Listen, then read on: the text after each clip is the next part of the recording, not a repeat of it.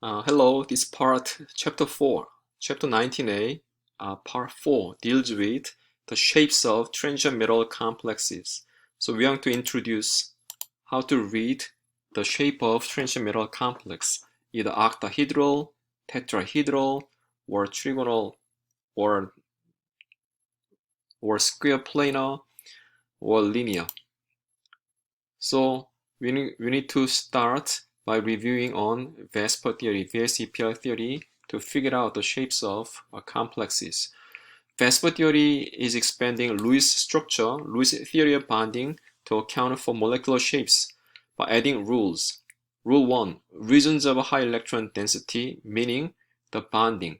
Bonding is a pair of electrons. So this one contains high electron density.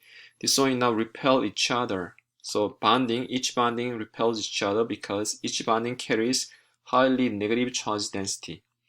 Same charges repel each other. That's the principle of electron charge interaction. Rule 2. To minimize repulsions, these regions move as far as possible while maintaining the same distance from the central atom. So because the atom is bonded to the central one, it cannot escape. The best way is now they move far away from each other, but they cannot escape from the central one. So while they are bonded to the central one, they make the bonding angle as big as possible.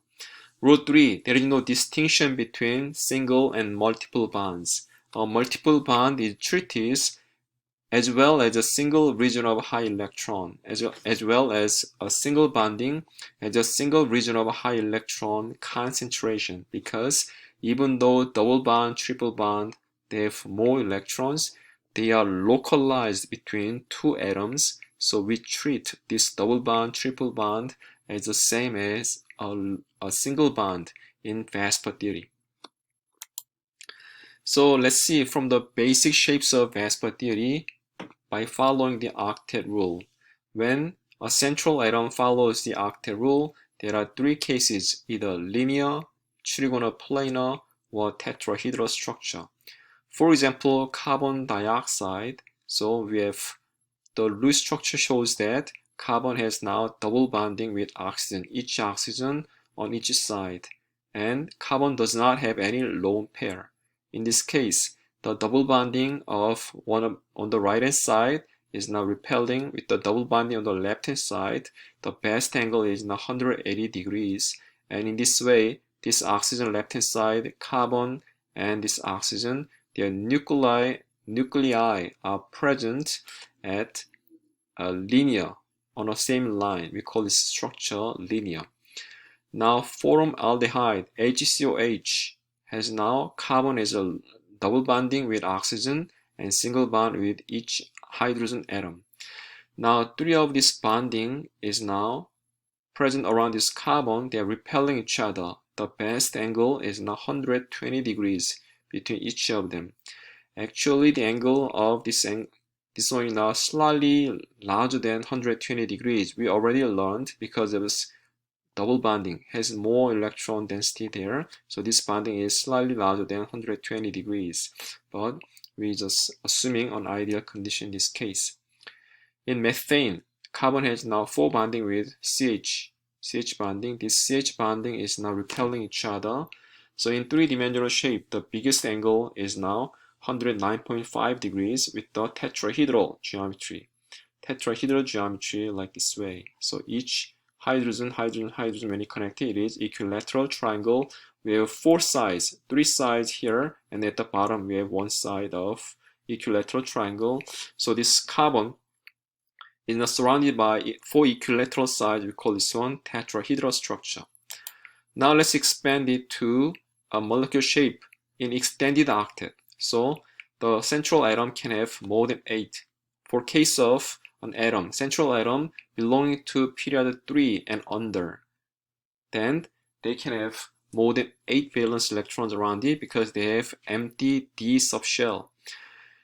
So for example, trigonal bipyramidal, in the case of PCl5, as you see here, phosphorus is now surrounded by 5 chlorine atoms with a single bond with each other. So phosphorus has now 1, 2, 3, 4, 5 bonding, and the best angle is now these 3 of phosphorus on the same plane and up chlorine and down chlorine.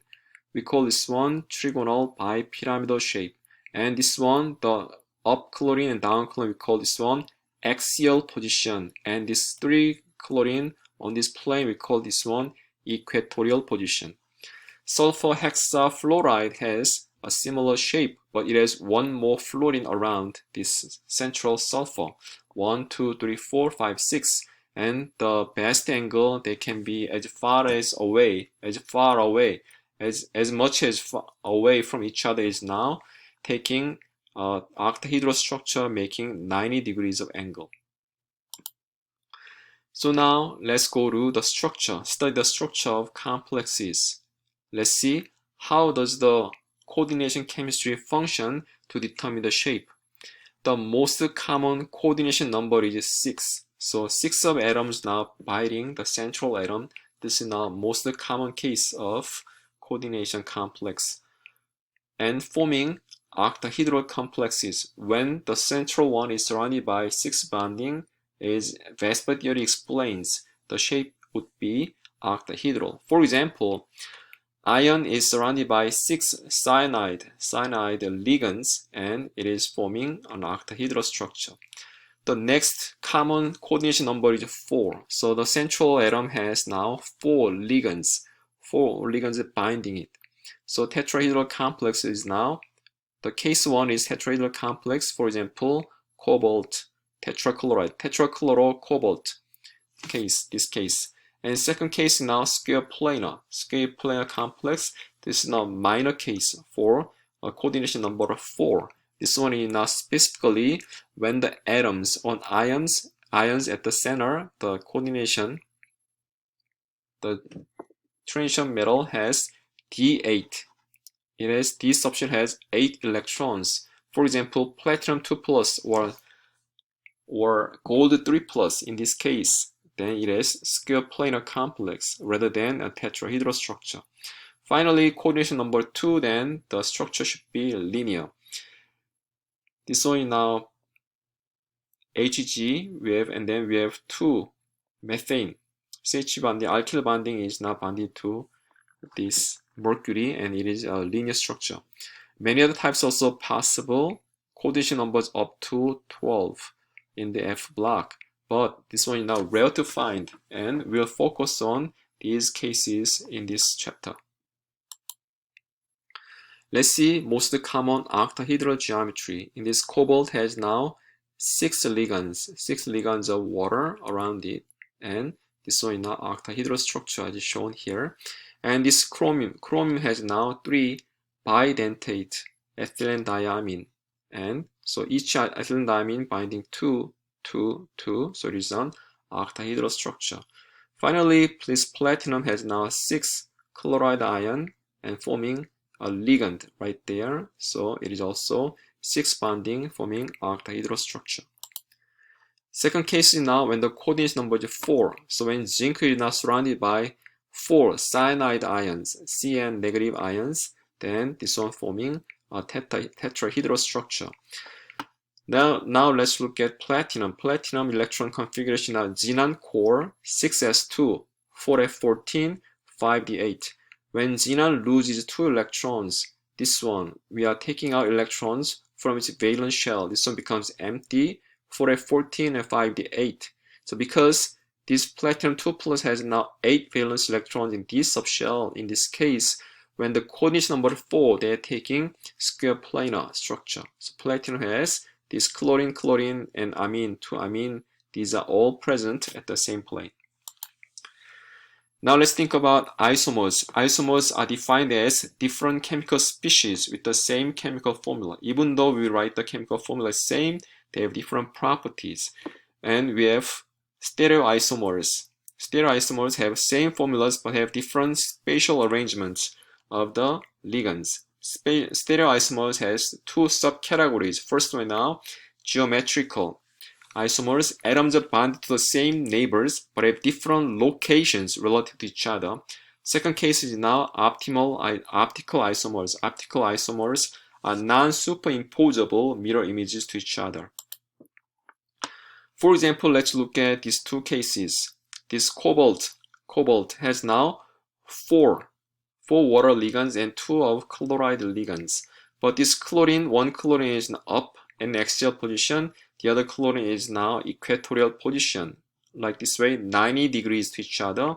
But now, when this 2 chlorine is now located on the opposite side on the axial position, the angle is now 180 degrees. So these two, even though the formula is the same, cobalt H2O4Cl2, but the location of chlorine is not different. They are isomers, they have different physical properties.